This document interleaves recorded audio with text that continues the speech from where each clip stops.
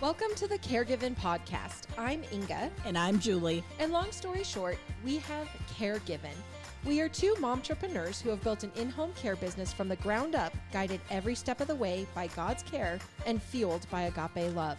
Almost 14 years later, we felt called to create this podcast as a resource for families with caregiving needs. Whether you care for a family member or are looking for advice on professional caregiving, we want this to be a platform to support you. Each week, we will come to you with encouraging stories of families who have found the right balance for their loved ones, tips for how to care for them and you, and much more. We hope you continue to join us each week as we share in this exciting new journey together.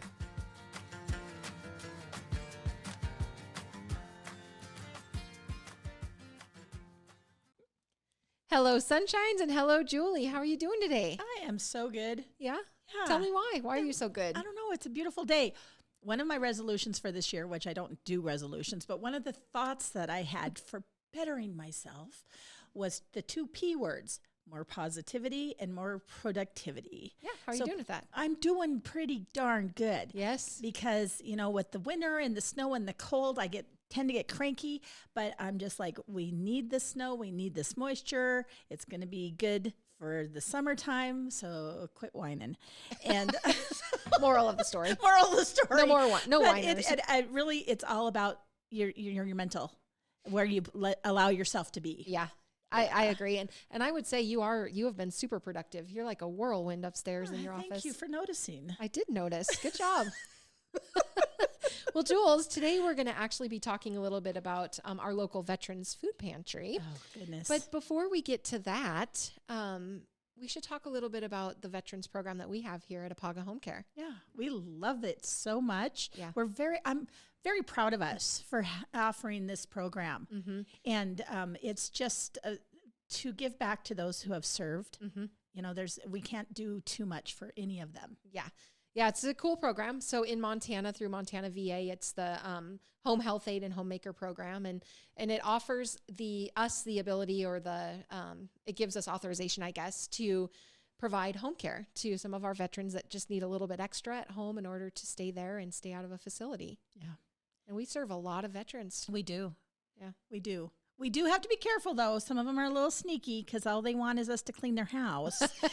I know. It and happens. We do have to stay within the program, the parameters of the program. But it is a good thing. And the cool thing about it is we can do a little bit of house cleaning as long as we're doing some of the other things. Yes, the other things the have to be activities part of daily the living. puzzle. Yes. Yeah. But I'm happy about that program. And I'm actually super happy that our Helena franchise office just got connected. And so they have started serving veterans. So that's pretty cool. Oh, it's so exciting. Yeah. How many more people we are reaching. Yeah. Yeah. Awesome. And speaking of veterans, my dad was in the Navy. Yes. And your dad? He was in the Marines. Marines. And we also have many family members that are in different forces. Yes. Papa Mike. Yeah. He was Special Forces in the Army. Uncle Chuck. Yeah, it's just awesome. If you stop and think about it, I think we're all, my grandpa Fisher, he was in the Army. Mm-hmm. I think we're touched by, there's nobody out there that doesn't know a veteran. Right. Yeah. So thank you to all of our vets. Yes. Thank you so much for your service. Yes. Well, I'm going to go right into the verse of the week, and this is Philippians 4:12-13. I know what it is to be in need, and I know what it is to have plenty. I have learned the secret of being content in any and every situation, whether well-fed or hungry, whether living in plenty or in want. I can do all this through him who strengthens me. And I picked that one because of the topic and of the guest we have speaking about being in need. Mm-hmm. You know what? There are places out there like our guest who have incredible options for us. Yes. Yes. Yes. There's definitely this family has seen the need and they are doing everything they can to fill it. So let's just move right into that and let's introduce our guest for the day. Oh, no, I lied. Hold on, everybody. We have to do an uplifting story first. Story. I got ahead of myself there because I'm so excited. Oh, I know. Me too. All right. Tell me your story. Oh, right. So you're special just the way you are. There's no one in the world who's exactly like you. Let's make the most of this beautiful day. Who said those? It was Fred Mr. Rogers. And basically, his life is being celebrated because of a movie that was made about him with Tom Hanks in it. And he was as iconic as the red sweater that he always wore. Mr. Rogers is remembered for his insatiable devotion to the values of kindness, friendship, and emotional literacy, and he is universally viewed as a positive role model. His most lasting gift, even to those that are adults, even though it was supposed to be a kid's show, I think a lot of adults really got the basics of what he was trying to say, was the way that he taught again and again that all feelings are real, important, and valid. He embodied the idea of authentic positivity, which teaches that only when we embrace the full range of our emotions, including the so-called negative feelings of anger, sadness, loneliness, and fear, can we learn to walk through life with a genuinely positive outlook. So he talked about all of our emotions, all of the things we feel should be mentioned, should be talked about. And it said, what is mentionable is manageable. I like that. Isn't that good? And again, he modeled ways to acknowledge difficult feelings like frustration and sadness and handle those feelings in a healthy way, like playing music, running fast to release energy, and asking questions to face fear with facts. To add that we should stop, he also added that we should stop just saying that our dark feelings shouldn't be talked about. Instead, give yourself permission to see that we are people. And just in this, it's one of the things is accept our feelings, both good and bad. It's his most lasting gift to all of us. Wow. Yeah. What a guy. Yeah. Hey, and you know what? It's a beautiful day in the neighborhood. Yes. There you go. Yes. Well, I brought you a story about disco dance parties. Oh, boy. Yeah, this one really caught me. Staying alive. Staying alive. Oh, Lord. Melissa, you might have to edit that out. Are you going to say, Julie, don't quit your day job? Don't quit your day job. Sorry. Well, it turns out girls aren't the only ones who just want to have fun. Dozens of elderly... I can sing that one, too. Oh, no. Dang it. Okay. Well, dozens of elderly men and women in South Korea are raving about the new health benefits of their daytime disco club.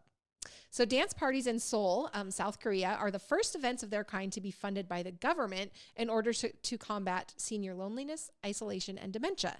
South Korea currently has the fastest growing aging population of any developed nation in the world. And according to a 2016 census, roughly 14% of the country's population was made up of citizens over the age of 65, and that amounts to 6.8 people. So if that was in 2016, we know that number has just increased. Right. As the world becomes increasingly aware of the dangerous health risks of loneliness, communities and countries have tried everything from pairing aging nuns with millennials to enlisting the help of mailmen to check on senior homeowners. One popular UK supermarket chain even launched talking tables, which was an initiative for lonely strangers to be able to chat with each other. But apparently these disco parties, it's not the first time that nightclubs have been used to combat senior loneliness. And based on the testimonials from the elderly attendees, it's not hard to see why. One South Korean gentleman told BBC in an interview, I have had a bad back and legs, but when the music comes on, my body is immersed in it and all my pain just disappears. I'm full of energy for 2 or 3 days after this. No lie, he added with a laugh. I've even kicked my drugs and supplements. Oh, who knew? You just needed a disco dance party. I want a disco dance party. I know. Yeah. It'd probably be my speed. I'm not the greatest dancer in the world. Oh, gosh. Yeah, I don't think it mattered what your moves were, just so you were moving. Just moving. But guess what? Yep. Girls just want to have fun. Oh, gosh. I'm so sorry, everyone. I think that just got taken. No. All right, Julie. Behave. I'm so sorry. Behave yourself. So now we can actually get into the meat of the topic of the day. Yes. And introduce to you Cinnamon Davis Hall. Hi, ladies. Welcome. How are you? Hello. Thank you for having me. Yes, I'm sorry about the shenanigans. Oh, it's fun. I love your guys' positive energy. Oh, well, thank you. Well, that's all we allow around here. Yes. Positive energy only.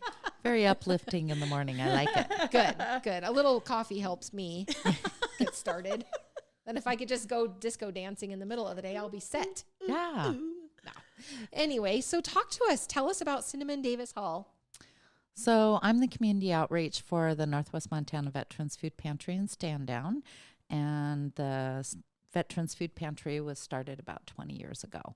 And I've been volunteering and helping off and on for 20 years. And It seems like it's a pretty full-time job for me and everybody else involved. Oh my goodness. Well, we had a couple minutes to talk before officially launching into the episode, but I think that you're downplaying it a little bit. I volunteered totally off and on. Yeah. So tell us, who started this? So Alan and Linda Erickson, who are actually my parents, and they started it out of their house, and they had a couple friends that came over, and Alan was disabled himself, and he's like, I can't find any services to help me.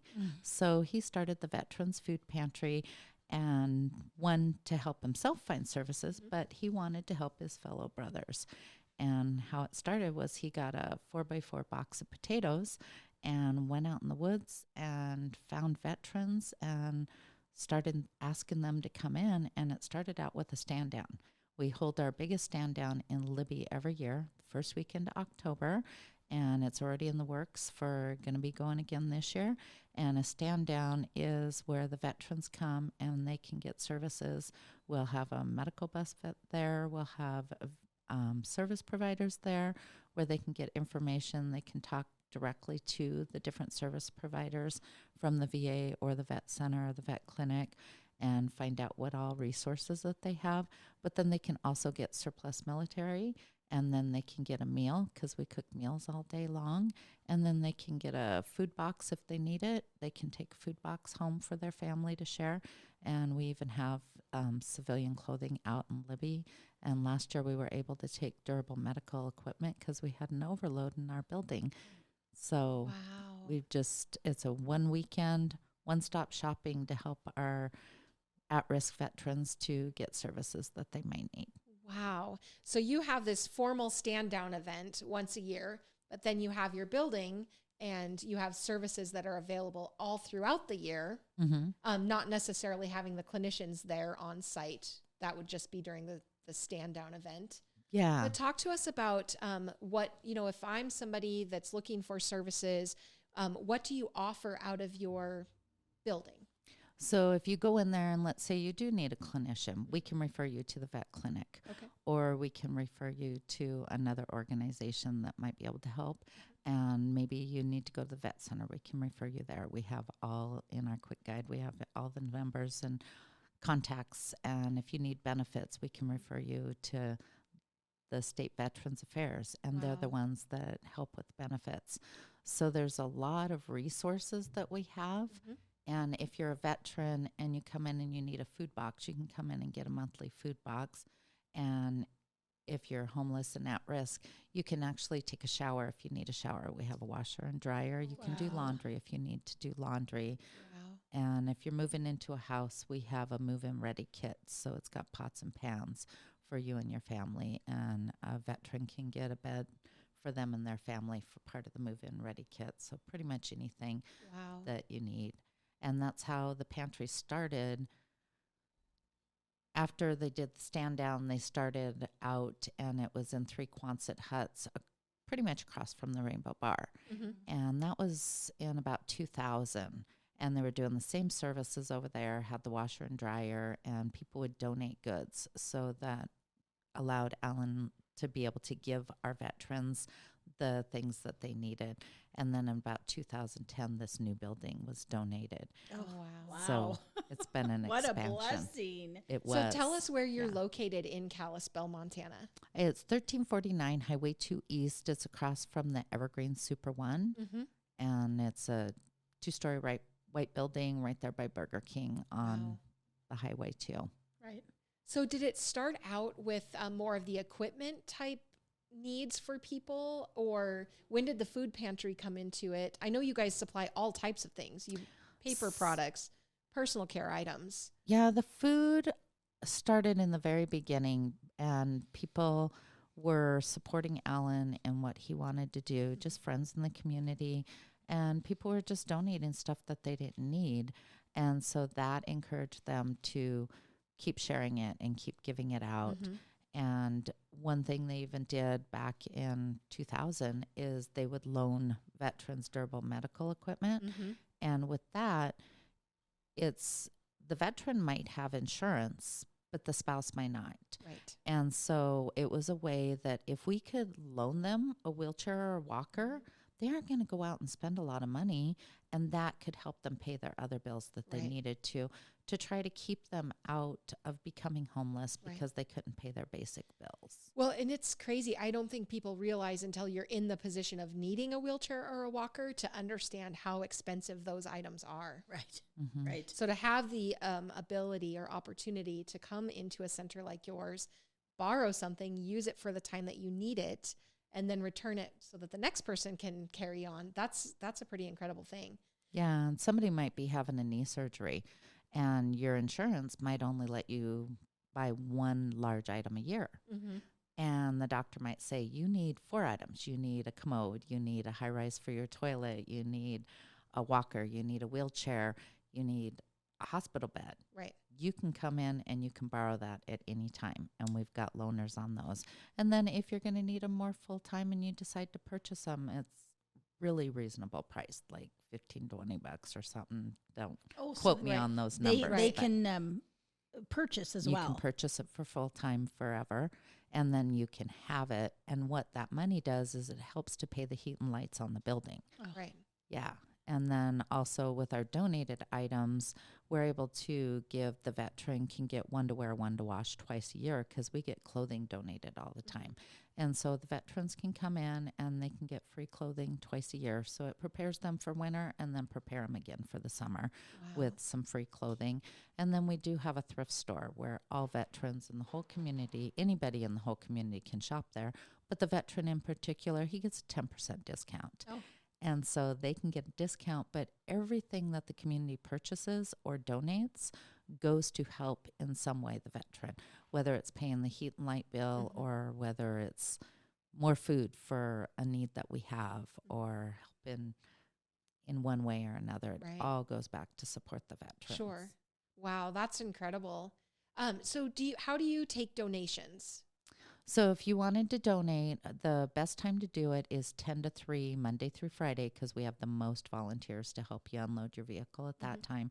You drive around to the back of the building. There's a garage door, and then you'll see a little doorbell next to it. You push that, and somebody will come out and help you unload your building. Sometimes when the weather is conducive, unlike now, we actually can leave the garage door open and you'll see people. Right. And you just drop off your donations there, whether it's food or any goods. Sure. And then you can go through the front door and we have the receptionist there, and then you walk past, you either visit with her and sign up for what you need, or you can go into the thrift store.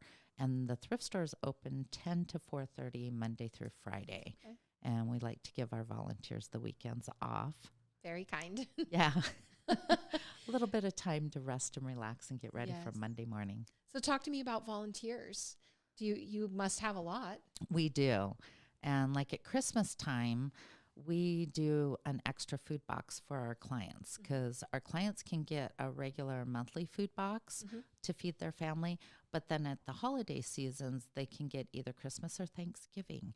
And so we make that into a box where they can feed even if they have guests come over. So they might be a family of 2 and their kids and grandkids are coming over. So they might need a family of 5 for everybody that's going to be for their holiday meal.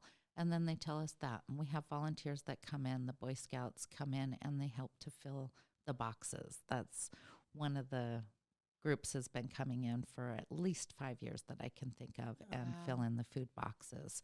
And there was another group, and it was one of the schools. I can't remember which one right offhand, but the school came in and they put together the boxes because they're unfolded boxes. Okay. So you put them together and you tape them. And so it gives the kids and gives everybody in the community a way to help out and give back. It sounds like fun to me. Yeah. To get to participate in something like that and then knowing the difference that you're making. But yeah, that sounds awesome. Do you have, are you making food box, like the monthly food box? Do you guys do that? Is there like a certain time when people can come in and get them? Or is it something that's, just once a month they come in? Do they have to sign up for that? They come in and they sign up and do their paperwork. So then they're signed up for a full 12 months. And then they go in with a grocery cart and they go grocery shopping. And so they get to walk through the building, and they have a little pick sheet that tells them how many of each item that they can get because of the household size. And then when they go out, everything's weighed in and weighed out. That's how we keep a good inventory of stuff. Sure. Is what's the weight? And so when they go out, then they'll see a volunteer. We have all volunteers work in that area. And then the volunteer will weigh everything up and then help them out to their vehicle, just as if you went to a grocery store. So it's very empowering for them. That's what I was going to say. I love that. So they get to come in and they get to pick what they want. We're not just saying this is their what choice. You get. Yeah, it's the veteran's choice. Yeah, I was just thinking, our kids have always been involved in FFA and 4-H, and then at the stock show, there are people that will actually buy an animal and donate it. Yes, and we just finished doing thank you cards for everybody that donated this year. And so they'll, like you said, at the market sale, buy from the kiddos, and then they pick the organization they want to donate it to, and then it goes to the processor and comes in. And our veterans are so thankful when that pork comes in and they're able to get some bacon and yummy pork chops from our kiddos who've raised it for FFA or 4-H. It's awesome. And our community here in the Flathead Valley has been such great supporters over the 20 years that it's like we'll think of a need and it just sits in your lap. They make sure. And I got to thank the whole community for always supporting us, because we could not do it without this Flathead Valley community. Oh, that's so amazing. I was going to ask you, basically, do you have, so I'm sure there are individuals that donate to you. Are there businesses that donate to you? Do you have, monthly donors, things like that? It's a whole gamut. We have monthly donors, we have yearly supporters, we have, we're even in the Great Fish Challenge now. Oh, good. And so we've been doing that. In the past, we've been part of Women Who Wine, and they supported us. We have other organizations like Warehouser. At the holiday times, they brought us some turkeys, and we had Man Mortgage was bringing computers and laptops, and we were able to give those out to our clients. The college, we work with them through Upward Bound, and our veterans were able to take some basic computer classes to learn how to use the laptops. So we reach out to different people, but they reach out to us too. And so when we know more of the resources in the Valley, then we can help them. And in our front foyer, we actually have a computer where the veteran can sit down, and the job service brings out all the information every month of the different jobs, and they can go online, they can log in, and they can see what's available at the job service, because the job service is way uptown Kalispell, and we're out in Evergreen. So that's just a great spot where a lot of people can come in and use that. And it's a computer area with free Wi-Fi. They can check email or whatever they need for the veterans. There's so much to what you guys are doing that I wasn't even aware of. And something I think that I'm guilty of is, thinking about veterans and just automatically gravitating towards like an elderly person that is a veteran. But we need to remember, it's not just our elderly. No, we're getting a lot of younger ones coming in lately, in their mid-20s and their 30s. So especially with everything that just happened in Afghanistan. And so with them coming home, they're not in the service anymore, and so they might need help. They might need some camaraderie. They need to visit. There's other veterans in our building, and they can come get that camaraderie. They can come visit vet to vet.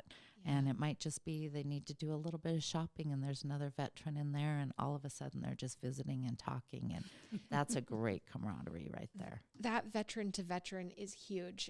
My dad was telling me a story, gosh, I don't even know, probably not even a year ago. He and a friend of his they've bought some cattle, and they're raising them up just for freezer. And somehow they got connected with this gentleman and his wife in Idaho, I do believe.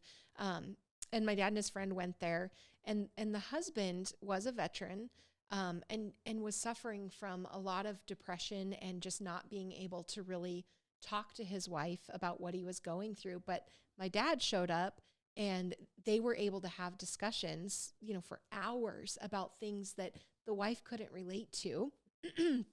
So at the end of this visit, the wife was just so thankful. Like, my husband hasn't been able to talk about these things for years and years and years. And just having a connection or something in common made a huge difference. It's a beautiful brotherhood that Yes. only a veteran and a veteran can experience and feel. Yes. And it's pretty cool. Yeah. To see that happen is just an amazing thing, that brotherhood. My dad had a hat that had said, what his story was. And whenever he would see somebody with a similar hat, it didn't matter that it was Air Force versus Navy versus whatever. He would always stop and talk to him. Always. He never missed a person just because of that. And boy, did they light each other up. Yeah. It was very, very cool. You could just see it, that it was so important that they had that connection, that they were able to feel that brotherhood. I love how you say that. Yeah. Wow. So your primary building is here in Kalispell, Montana, but you had talked about the stand down in Libby. Yeah. Do you have a facility in Libby as well? No, we have to use a location over there. Okay. And in the past, we were using the VFW over there Okay. in Libby, but we kind of outgrew it. We started having more service providers that wanted to come. And then we went to another building called the Asa Woods, which worked out really well. But they're not allowing us to use that. They're trying to sell that. The school owns it, and they're trying to sell it. And it's an older building, so they probably need to. So last year we were able to use the Armory. Oh, wow. This year we still don't have a location secured, but we're in the works of doing that. And that will be on the va.gov website under stand downs. If a veteran goes on va.gov website and asks where the stand downs is, it will tell them any stand down all over the whole world. I'm so glad that you said that, because we always want to talk about local resources, but the intention of this podcast is to get out, nationwide, worldwide. So we want to, I'm sure there are things like what you're doing here in Kalispell that exist all throughout the United States, and we want people to know about them and how to access.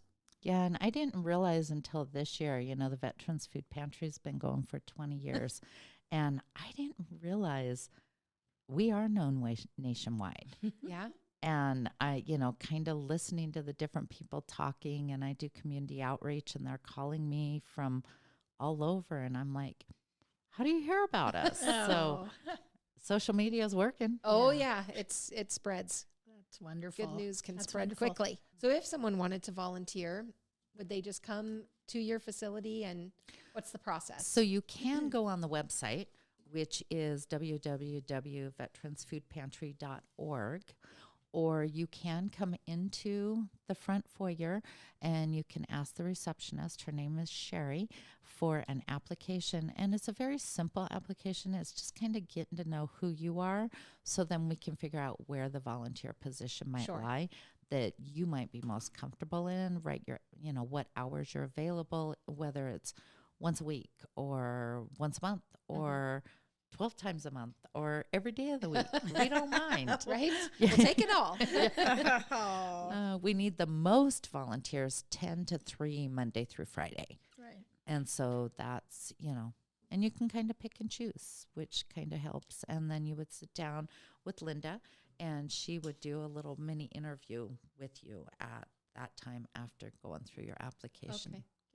Good. I am looking at the sheet that you brought us, and one of the things that I just love so much, it says building self-esteem by extending a helpful hand up, not a hand out. And we provide a warm welcome, haircuts monthly, access to internet, access to laundry and shower, facilities, and hot coffee. But that hand up, not hand out, because it's a pride thing. And so having that and just saying it's okay to ask for help, you've got to really get that over to people.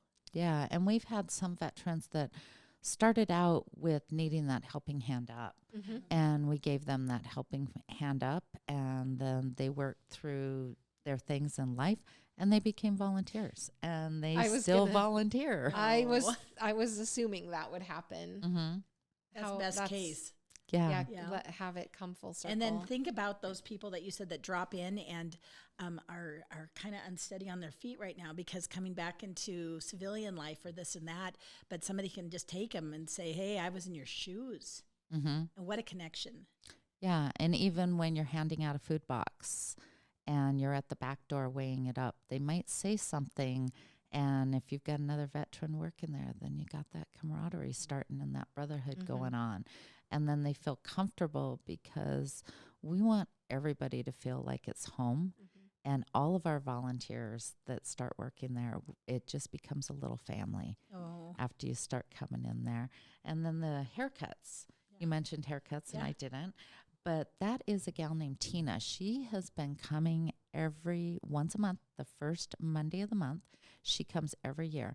We also do a free appreciation barbecue for veterans, usually May or June. We'll announce it better, but it should be around May the 21st. And we'll do that. And she comes to our stand down and does haircuts. And she does the barbecue haircuts. So she just takes time off her full-time job just to do haircuts for our veterans. And then sometimes she has other people help. But sometimes she'll do 100 haircuts in a day. Oh my gosh. What a special person. The word that keeps coming to me as you talk about all of this is safe. It just seems like what a safe place to be. Yeah. That's awesome because that, I think, was the goal of the founders, is to have a safe place for veterans. I'm so glad that you can feel that. Well, I do, for sure. And the other thing that's so cute here is how humble you are because you keep talking about the founders, but it is so okay to yell it from the, that's my mom and dad and me, and we are a power team. And even your kids. And you're my talking about siblings, too. Yeah, no, that is just, what a blessing you are to this community and further. Just awesome. Yeah, my siblings have came from Washington and North Dakota and Oregon to help at the stand downs and to help other times of the year. And we now have the Camp Ponderosa, and so they go out there and help at that now also. tell us about that. Oh, See, look at you, Miss Humble Pie. You're so humble pie. I threw a spider out there. Squirrel me back. Camp Ponderosa. What's So this? Camp Ponderosa is out in the Sealy Swan area. It's 79 acres of property.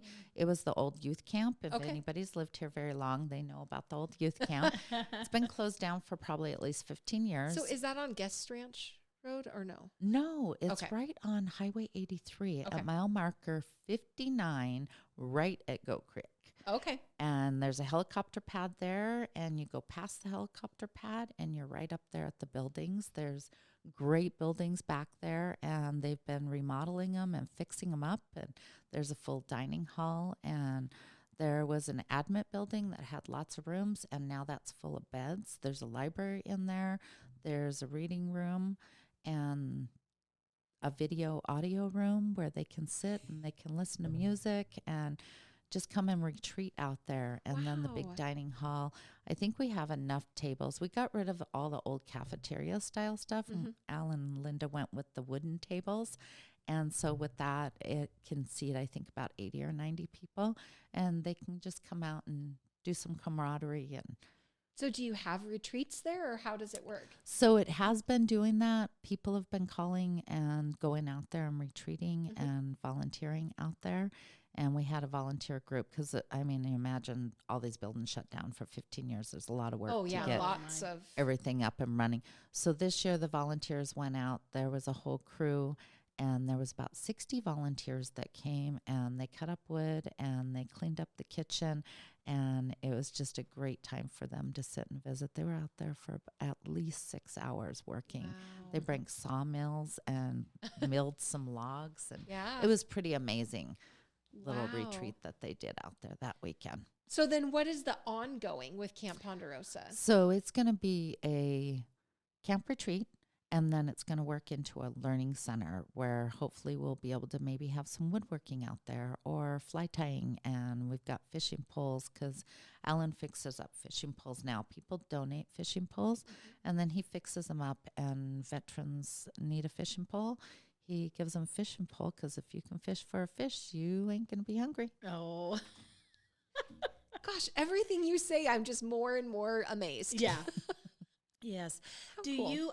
You're not affiliated at all with like the Veterans Clinic, except for being able to refer people there and letting them know that they're available, like the VA home or any of that? Is it all connected or no? No, we do referrals. Okay. So we are not a VA organization. We Okay. are an independent nonprofit organization. Got you. But we refer people to, and just from life experiences, we know some of the things that they do at the different programs. Mm-hmm. And then we have contact people. I go to a veteran service provider meeting where we all sit down and we talk about what all of our organizations do for veterans. Good. So I Wow. learn more all the time that I Yeah. can take back and share at that time. Yeah, that's amazing. I mean, honestly, hearing you talk in the beginning about everything that you do and what a great resource you are, I'm thinking, gosh, we get a lot of calls from people that are veterans, and sending them your way sounds like a really, really good idea. Oh, it's vital in what we do to know more about what you do. And so to share this with everybody like we are today, I'm so excited because this is not to be kept secret. You know, No. if you need the help, it's there. But if you are able to help in your own way with donations or whatever, I mean, it's just, it touches everybody. Yeah, and sometimes we're able to take care of the widows of the veterans too. Oh, So, they were married into it too. yeah. And so, Huh. spouse passes away and the wife Wow. doesn't know what to do but still needs some food, we can help her too. So that's how we can take care of the bigger community. Wow. Wow. Well, thank you for all of the effort. And it's really exciting to learn more about your organization and your mom and dad who founded it. Thank you for having me. Yes. Wow, this was fantastic. Yeah. news. Yeah. Any last things? Anything we haven't touched on? No, maybe just the grandma saying or grandpa saying, I think. Is that what Oh. you told us? Yes, I have a grandpa saying. My grandpa Bud used to say, tomorrow will never come. There's always another one to follow. Yes. Oh, I love that. Yeah. Yes. Yeah. And the reason he said it to me is he told me to go clean my room. Your mom just told you to go clean your room. And I said, I'll do it tomorrow, Grandpa. And he said, tomorrow will never come. There's always another one to follow. Uh-huh. True. Oh, wise words. Yes. I'm going to use that. Yeah, she I will too. I am going to use Dang that. it. Dang it. Oh, my word. So what we'll do is everything that we've talked about and any links, was there something about a QR code? Yes. Yep. So you said you have a QR code. We'll go ahead and put that in our show notes, and then we'll put the website address. And so people out there listening, they can click into the show notes and then get right straight to all of your information. Awesome. Yeah. Awesome. Thank you. Thank you so You're much. welcome. And to our Yes. listeners out there, if you have a verse you'd like to share with us, if you have an uplifting story, or perhaps a grandma or a grandpa saying, please be sure to email those to the caregivenpodcast@gmail.com. We love to share. We love your stories. So please share those with us. And if you have not yet subscribed, please do that on Spotify, Google Podcast, Apple Podcast, or go to YouTube and where you can watch all of this. Leave us a review. Check out our Apaga Care and Share Facebook group. And I think that wraps it up. So Yes, thank you for coming and have an awesome day. Thank you for having me, ladies. This has been wonderful. peace out, Girl Scouts. Bye-bye. Bye.